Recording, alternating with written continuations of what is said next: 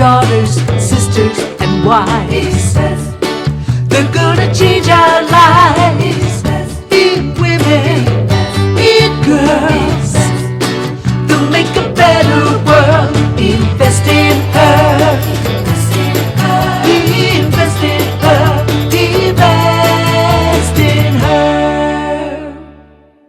And now here's your host, Catherine Gray. Welcome to this week's episode of Invest in Her. I'm your host, Catherine Gray, founder of She Angel Investors and co-founder of the She Angels Foundation. And both of those are designed to fund women. And today I have on a special guest. She's a real trailblazer. She is trying to get women and girls into motorsports. She just launched the Next Gen Foundation. Please welcome to the show, Michelle Della Penna. Hi, Michelle. Hi there, Catherine. Hey, great to meet you. And, you and I have spoken briefly before, and I just love what you're doing. I want to first start off by telling people why you're so into motorsports and what we even mean by motorsports. Like when you say motorsports, do you mean like race car driving? Yes. So I grew up in motorsports. My father was a race car driver and an IndyCar team owner. So I grew up at the track. I would fall asleep. And his name was John Della Penna. Yeah. So his name was John Della Penna. And, I grew up at the track. I would fall asleep in my stroller, and all throughout, all my years, high school, college, I would travel the circuit with my dad when I could and on vacations and school breaks. And I love motorsports. It's infectious. We watch races on Sundays. My boys go-kart. It's just something we've always done. And my father passed away a couple of years ago. And so I was kind of thinking of a way to honor his legacy and sort of see what we could do to kind of, just honor him and work through our grief collectively as a family. And I was at the go-kart track with my son, who is 10, and out of a pack of 20 kids, there were only 2 girls. And so I started to think why there aren't more girls in motorsports. What are the barriers to entry to motorsports? And when I say motorsports, I mean anything with wheels. So karting, NASCAR, IndyCar, Formula One, motorcycles, truck racing, rally car, anything that has wheels and goes on a racetrack. That is what we're talking about. And so I started to think about why there aren't more girls in motorsports and how it's traditionally geared towards the young boys. But also it can be very expensive. It can be very sort of elite. If you don't know someone in the field, it will be hard to get in. And so I had this idea to create a scholarship program, which then turned into a foundation where we just want to bring more girls into this amazing sport. I love that. NextGenFoundation.org is where people can learn about your nonprofit, right? If they're wanting to help support this wonderful initiative. I was just on your website and I saw you have such amazing advisory people, like women drivers and different big companies that are in the motorsports arena. So it looks like you have a lot of support of people wanting more women to be in this space. Yeah, it's an interesting time for motorsports because a lot of the people at the top in the really high levels of racing want more women, primarily women of color, but they don't do the work at 5, 6, 7 years old, where that's where you really start to, introduce these initiatives to young girls and start cultivating that talent. And so when I told them what I was doing and reached out to, former colleagues and friends, they said, this is genius. Let's do this. Let's help support you so that you can kind of help cultivate this next crop of, what will be in 10, 20 years, the next, sort of professionals in our field. So we've been so blessed because we've had no shortage of people that have really gotten behind our programs. I love it. I think it's great. And I really want to talk about the roots of this. So here, you grew up in California, but your dad was an immigrant. You had shared with me he was actually born in Argentina, right? Yes. So did he learn motorsports at a young age? Yeah. So, motorsports is huge in Argentina and in Central and South America. My grandfather had a mechanic shop. So in the front of their house, they had the shop and they would fix cars all day and build cars and build little race cars. So my dad was driving at a very young age and just had that spark. And then after he graduated high school and went to, primary college is what they have there for 2 years, he said he really wanted to come to the States and try to make something of himself. And so by hook or by crook, he was able to do that and was able to self-finance. And so he raced his, own cars that him and my uncle would build, and they were the mechanics, and they'd schlep it out to the track, and my mom would be there with me and bring tires. And it was a very sort of small endeavor, but he self-financed for a while and got sponsorship. But it's a hard business. It can be a hard existence, but your passion kind of overrides everything. And so he was able to really do that, and then eventually stopped racing himself and moved into team ownership.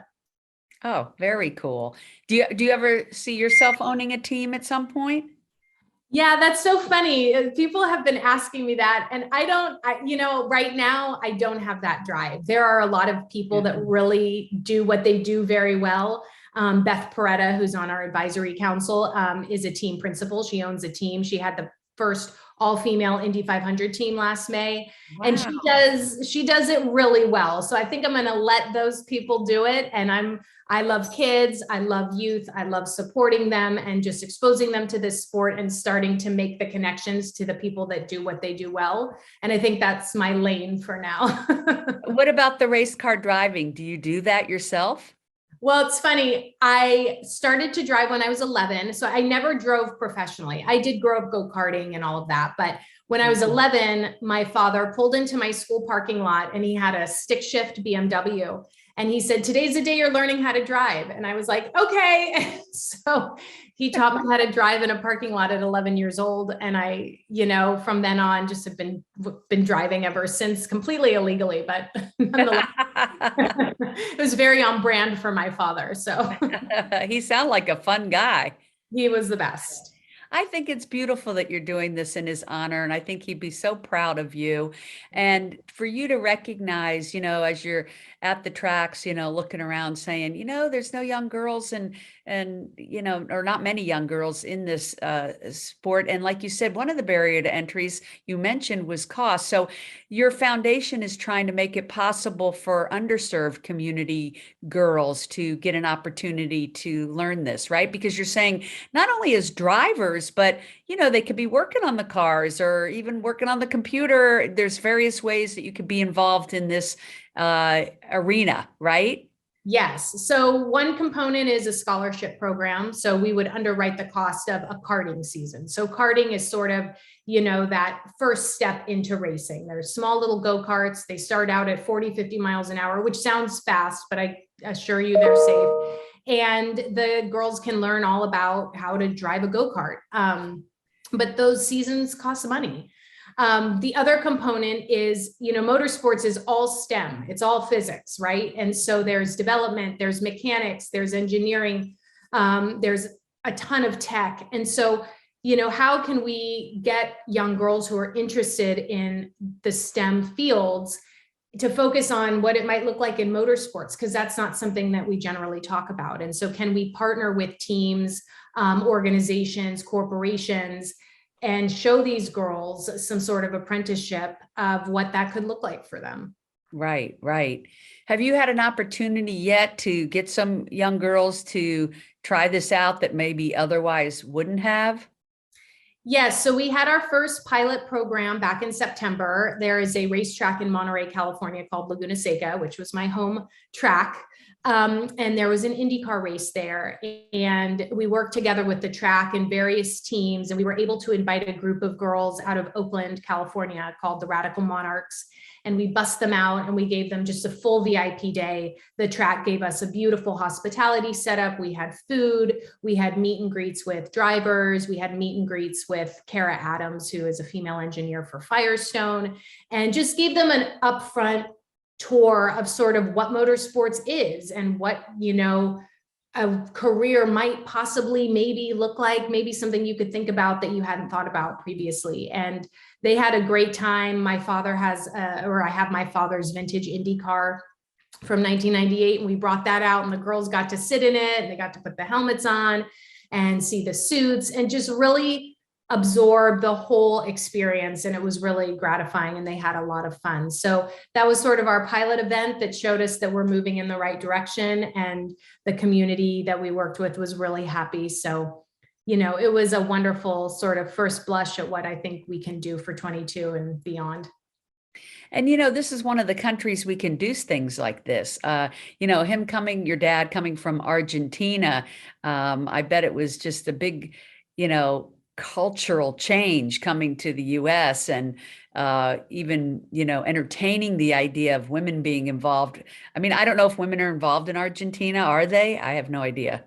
I think yes. I mean, across the board, women in motorsports globally is just so underrepresented, right? Yes, like most verticals, like most everything, Yeah, right? yeah. And one thing that my dad always did that I was very appreciative of, I'm an only child. And so he treated me as if how he would have treated a son. There was never anything that he didn't teach me. There was never anything he didn't think I could understand. He thought I was far smarter than I actually am.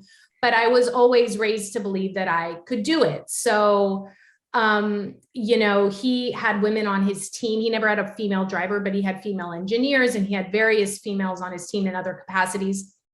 And so he never viewed women differently. Yeah. And I always, really appreciated that about him, that opportunity is opportunity and talent is talent, and that should speak for itself. Right. What was like having him own a team? That must have been a lot of fun, seeing his team in the competitions, and how did they do? And tell me a little bit about that. It was incredible. I mean, I was for sure the coolest kid at school, period. Right. My dad was, when he would come for career day, everybody flocked to the room that he was in. But it was a lot of fun. I grew up, so he had a shop in California for some time where he would work on the cars and have the office. And then eventually when he moved to IndyCar, he moved the team to Indianapolis just because it's more central. And so I would spend summers and breaks in Indianapolis traveling around, and it was incredible. I mean, it was a full-blown operation, and it was really great to sort of see all the different facets of it, and understand there's a business component to it. There's obviously the mechanics, there's the development, there's all of the PR that happens, there's travel, there's accounting, all the different facets of it and how it runs. And so that was a great foray for me to see, how a business can work, and understand that you can sort of create something. And it was, I mean, it was really just invaluable. I'm very, very lucky for the childhood and upbringing that I had. Yeah, it's such a unique business to be in, obviously, and exciting and competitive and interesting. And I'm so glad you're opening women and girls' minds up to this with Next Gen Foundation. And I really want to see you flourish with that and be able to offer more programs. I think you're on the right track, so to speak, no pun intended. But this motorsports, isn't it? I've heard that like auto racing is like the #1 sport in the US that's watched. Is that true? I don't know. I would venture to guess that it's probably way up there. When you speak about motorsports, it's very broad. If you're talking about NASCAR, which are the cars that have the tires that are under the fenders, NASCAR is huge. And they have various series, so they are on all the time. If you're talking about IndyCar or Formula One, those are the ones where the tires are on the outside of the fenders, called open wheel cars.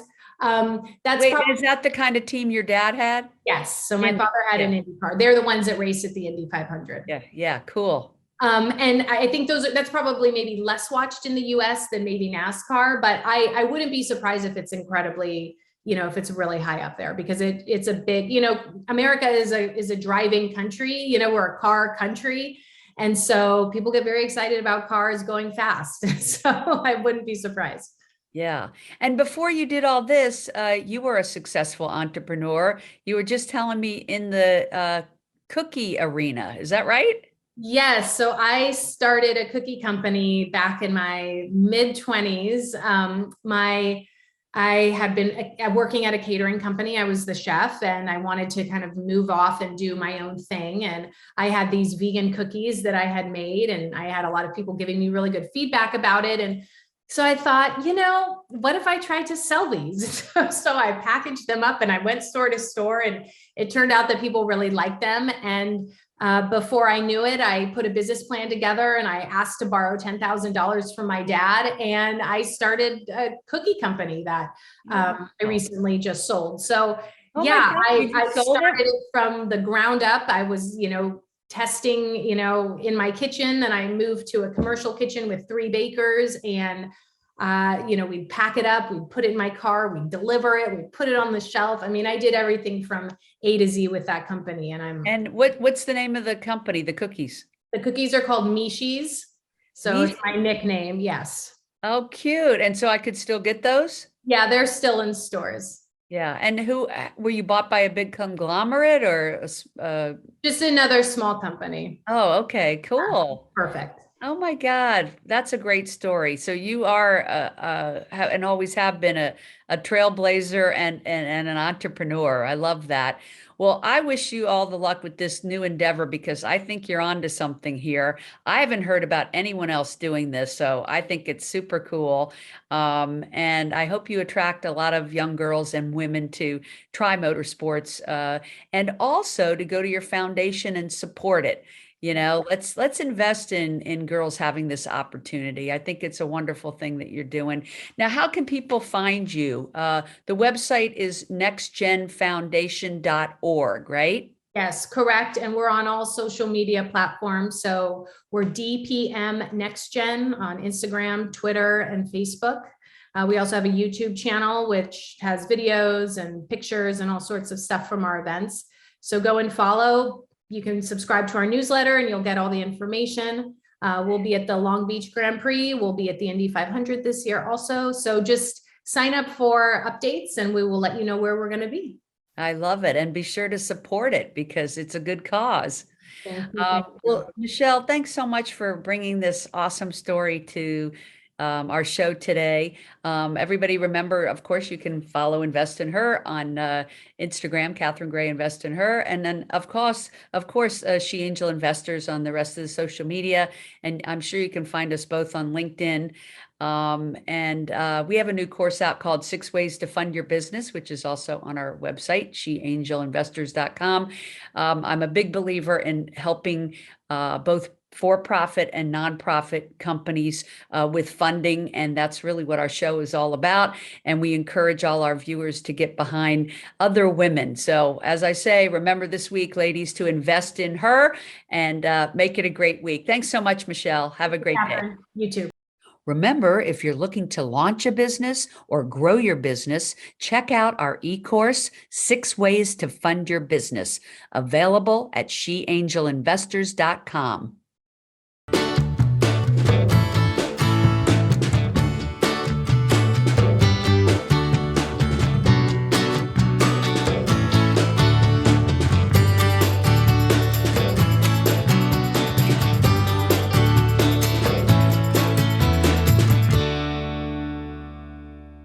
Our theme music was created and produced by Lindsay Tomasic.